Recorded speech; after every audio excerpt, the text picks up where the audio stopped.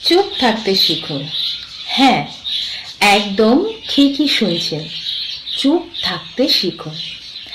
কি বলেন তো, অনেক সময় এমন হয় যে এমন কোনো জায়গা আছে যেখানে আমাদের কথা বলাটা ঠিক না। ধরুন, পরিবারে কোনো প্রবলেম হচ্ছে বা কোথাও কোনো প্রবলেম হচ্ছে, বা যেখানে সে মুহূর্তে কথা বললে কোনো প্রবলেম ক্রিয়েট হতে পারে, সেই সমস্ত জায়গায় আমাদেরকে চুপ থাকা উচিত।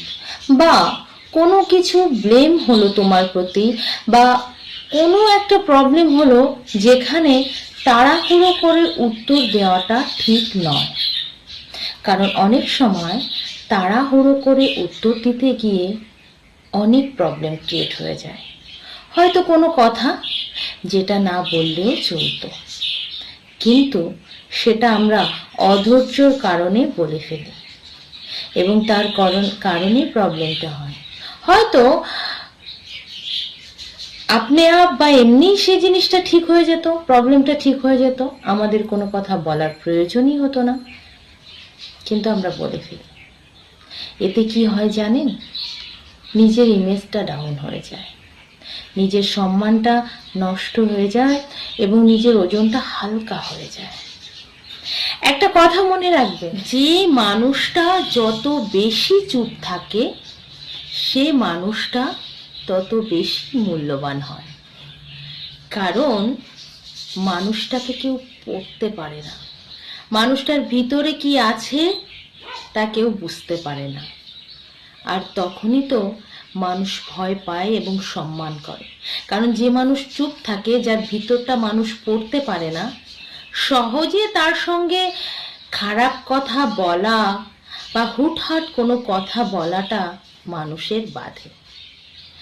তাই যাতে আপনাকে কেউ পড়তে না পারে, যাতে আপনার ভিতরটা কেউ বুঝতে না পারে, তার জন্য চুপ থাকুন। কারণ কথা বললেই কিন্তু মানুষ মানুষের ক্যাটাগরিটা ধরে ফেলে, মানুষ বুঝতে পারে এ কী ধরনের মানুষ।